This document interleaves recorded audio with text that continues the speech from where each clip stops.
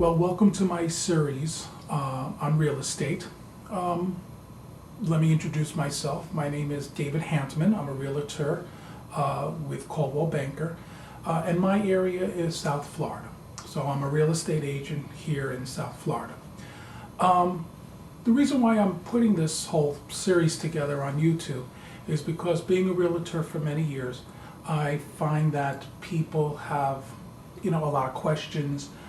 It's stressful. There's a lot of drama in, purchasing a home, and rightfully so, because the home buying experience is not something that you're going to go and you're going to purchase a home every week. It's not like going to the grocery store or buying shoes or a book or going to a coffee shop and purchasing coffee. A home is a major purchase, and it's not something that one does every day. So with that being said, there's a lot of issues, and I want to bring this out to some of my future clients and people out there that just want the knowledge of knowing how to buy a house. So this is a series of how to buy real estate. It's not only for first-time buyers. I'm going to also touch base on listing your house, trying to sell your house. I'm going to discuss in this series of realtors, how to pick a realtor, how to select a realtor, and I'm going to go over the basics, and this is just a basic series that I'm putting together for YouTube, for viewers like yourself that are purchasing homes that have questions. So this way you have more of an understanding on how to purchase a home, how to approach a realtor, what to ask. So this is my first in many of series that will come, that will be part of my little education series on how to buy real estate, how to list your home, and stuff like that. And of course, if you have any questions, my email is down below here. So you can email me, or you can leave some comments on the YouTube, and then I'll answer the comments through YouTube as well. So when you're purchasing a home, a lot of people don't realize, and especially first-time buyers and sometimes buyers that you've been living in your home for a long time, and you kind of got the area. Real estate changes. So it changes from state to state, county to county, town to town, area to area. Even within the neighborhoods, real estate is different all over. So for example, there's several types of buyers. There's buyers that are purchasing within the community. They're just moving from one neighborhood to the next neighborhood. There's buyers that are moving within state. Let's say in my case, I'm in Florida, so let's say you live in Orlando and you've got a great job opportunity in Miami, so now you have to sell your home, or you have to, give up the place where you're staying in Orlando and you have to move down to Miami. And then there's people who move from state to state. For instance, here in Florida, we have a lot of people that move from New York, Illinois, different cities, Chicago, Los Angeles, California, Texas, so Georgia. So we have a lot of people coming in and out of the state all the time. So basic rule of real estate is when you're looking for a home to purchase, real estate prices are different. For example, what you can purchase a home in Texas is totally different than what you get here in Florida. For example, you can find a house in Texas for $150,000 to $200,000. Perhaps it's a 4 bedrooms, 3.5 bath house. It's gorgeous, it's beautiful, it has a swimming pool, it has an acre of land. But here in Florida, here in my area, here in South Florida, $200,000 won't get you that 4 bedroom, 3.5 bath house with a swimming pool and all the acreage. So it differs. So what you get in California is going to be different from Florida. What you're going to get from New York State, you're going to get different from Florida State. If you're coming from New Jersey, you have to understand that prices are going to be different down here. Now also, when you're moving within the state, so let's say you're coming from Jacksonville, Florida. So from Jacksonville, Florida, homes and condos and townhouses could be totally different price than what you get here in Miami. And if you want to move to Key West, prices down there are different. So even within then if you decide, if you're here locally, if you're in, let's say, Miami-Dade County, which is the county that we reside in here for the city of Miami, maybe you want to move to Fort Lauderdale, which is in Broward County. And the homes up there are totally different from the homes that are in Miami. So again, The prices are all over the place, and it all depends on the style of house, the neighborhood, the area you want to live in. So just keep that in mind when you're looking for a home, because a lot of people don't realize that prices are different from state to state, county to county, to town to town. So what's the first thing? You're going to look for a home. The best advice that I give you as a realtor, the best place to always start is the internet. Pick a realtor site, realtor.com, Zillow, Trillia, one of those sites. Get to know the neighborhood, figure out where you want to live. Before you even contact a realtor, take a drive in that neighborhood. Go check it out, because what you see on the internet can be very deceiving. The house may look beautiful, it's modern, it's clean, but you don't know what the neighborhood looks like. Do your research. If you have kids, check out the school district. Find out what the schools are like. Go to the neighborhood. Take time on the weekend or after work, during the week. Drive to that neighborhood to see what the neighborhood looks like, the type of neighbors. Because remember, once you purchase that home, again, it's a major purchase. And what you want to do is you want to make sure that you're making the right purchase and you're making the right decision where you want to live.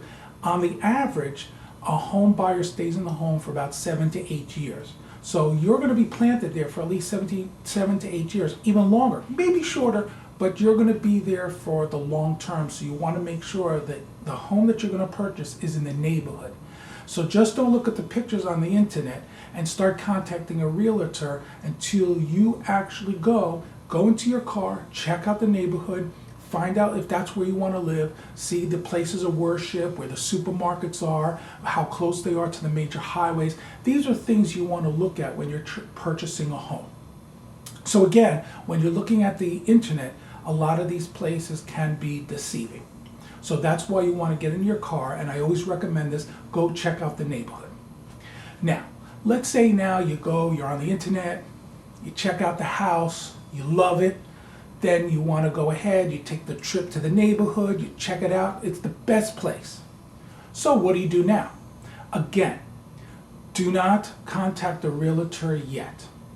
First, you have to get your finances in order. And this is another myth that a lot of people think.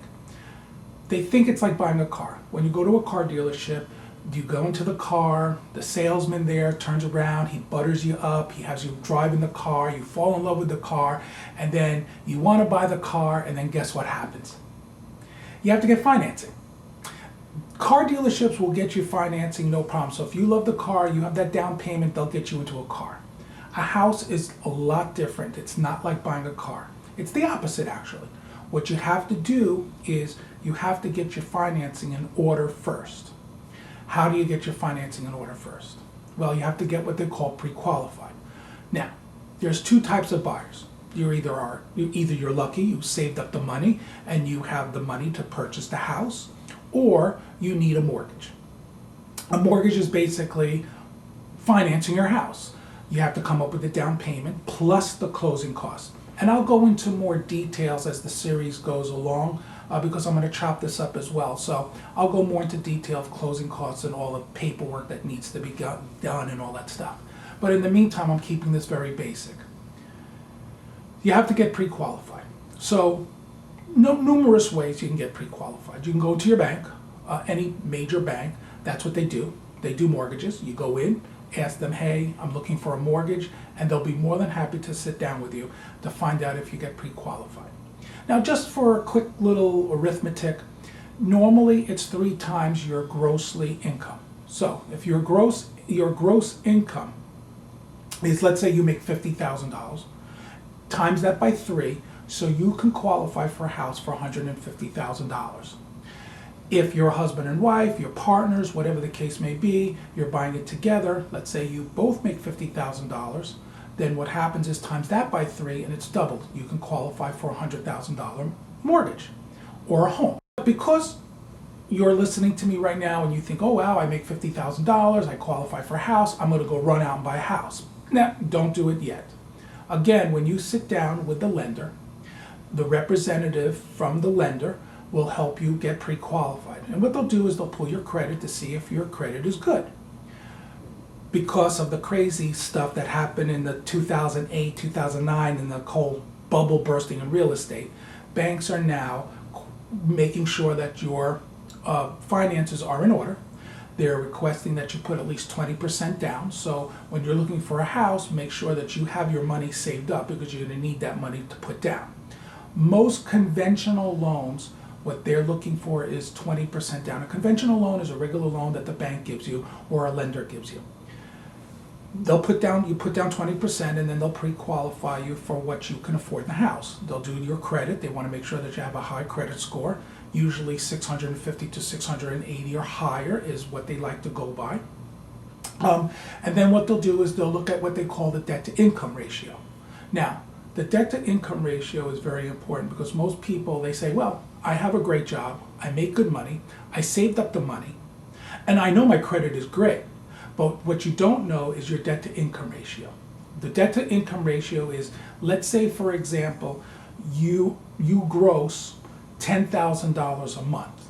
Now, that's great, but if your bills, you have high credit card debt, and you have car loans, and student loans, and all that stuff, and after you subtract from that $10,000, your debt going out is $8,000, you're only left with $2,000 or $1,500 or $1,000, your debt to income is much, much high.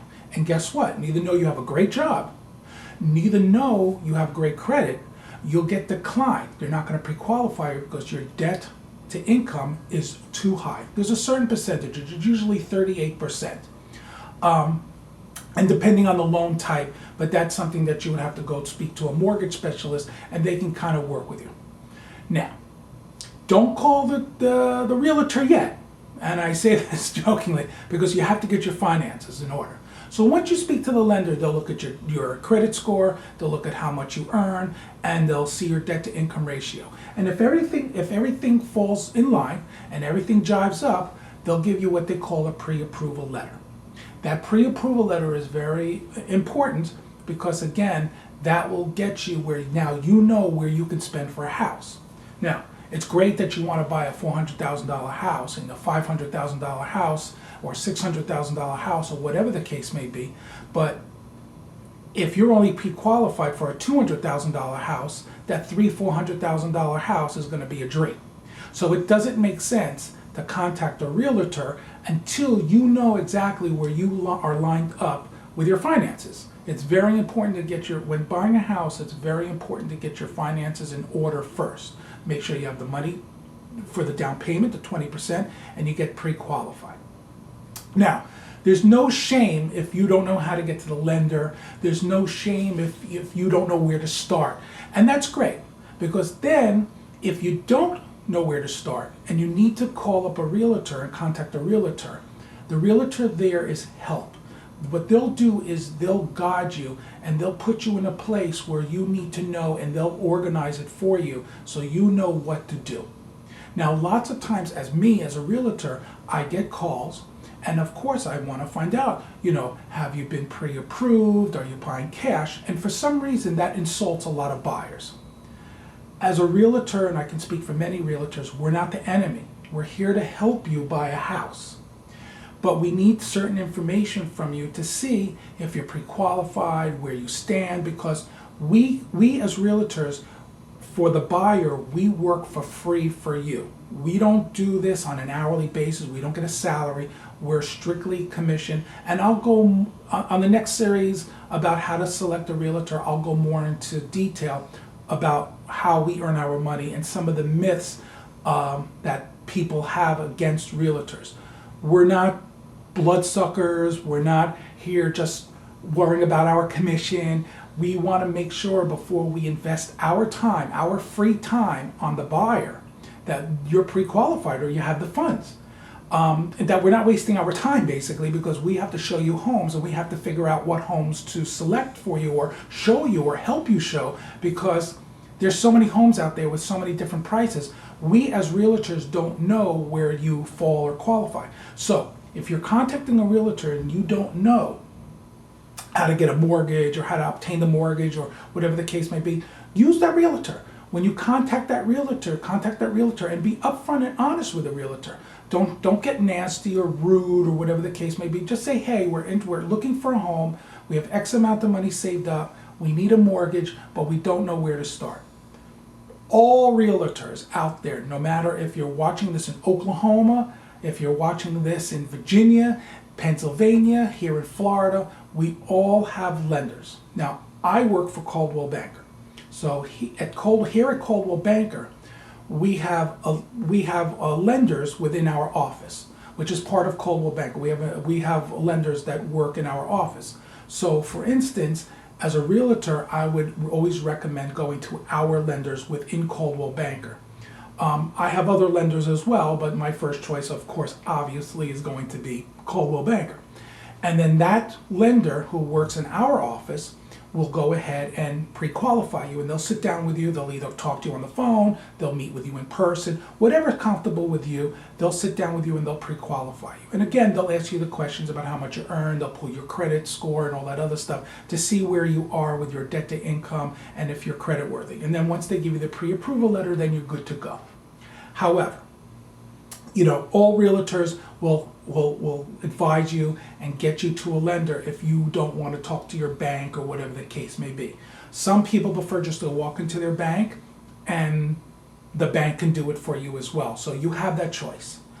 You may qualify, you may not qualify for a conventional loan. There's a lot of mortgage programs out there for first-time buyers. There's FHA, where FHA, again, they have their own guidelines, and again, speak to a mortgage lender, and they can advise you more. But basically, an FHA is great for first-time buyers. You can put down a minimum of 3.5%, so you don't have to come up with that 20% and stress yourself out. But again, there's some qualifications and specifications for that FHA loan. That's why we advise you to speak with the mortgage lender, because again, they have products and services. As realtors, we know the basics, but we don't know the details of it because that's not our specialty. Our specialty is showing you the home and doing the contracts and all that stuff. Once you get the pre-qualified letter, you know where you stand. You know what home you can afford. So again, go on the internet, check out the homes, check out the neighborhoods, drive in those neighborhoods, check it out, do your research. At that point, contact a realtor. And again, I'll go in my next series, and that topic will be how to select a realtor. But for now, in this session, let's speak about if you just go to a realtor. Now, you go to the realtor and tell them, I'm pre-approved, I'm pre-qualified, I have this much money, this is where I can do it. So now it helps out the realtor to narrow down exactly what area, what home, if you want to do a condo, if you want a single family home, if you want to do a townhouse, what neighborhood. Because now, since you did your research, it helps the realtor narrow down and gives that realtor a great focus of how to pick the home for you or select the home for you. Once the realtor selects the home from you, of course, they'll email you the pictures, and then you can set up an appointment to go check out the house, and the process starts with purchasing the house. And your journey of buying a house will be much, much easier once you get your finances and your ducks in place. Again, the next series, so I hope that's give you some great knowledge and some information. Again, this is just a basic rundown of dealing with real estate on a common sense level. I'm not here to preach. I'm not here to, this is not a seminar. I'm not asking for money or anything else like that. This is just something for me, because as a realtor, I just find a lot of people just have a lot of questions and they get stressed out, and it's a lot of drama. So again, I'm just trying to make it easy. The worst part of purchasing, the purchasing a house is actually very easy. The worst part about it is the money. So the idea is you have to get your finances in order. And once you get your finances in order, everything is run smoothly, because then you know you have the peace of mind. It's just now you just have to pick the house and work with your realtor. So if you have any questions, contact me. My number is down below there. My email, or you can leave some comments on the YouTube if you like, and I'll be more than happy to answer it. If I don't get back to you right away, I will get back to you and post up the comments. And then the next series will be how to pick a realtor And that's also a very important information because, again, I'm going to help you with a lot of the myths and the taboos, a good realtor from a bad realtor, and all that good stuff. So thank you very much, and I hope to see you again in the next series.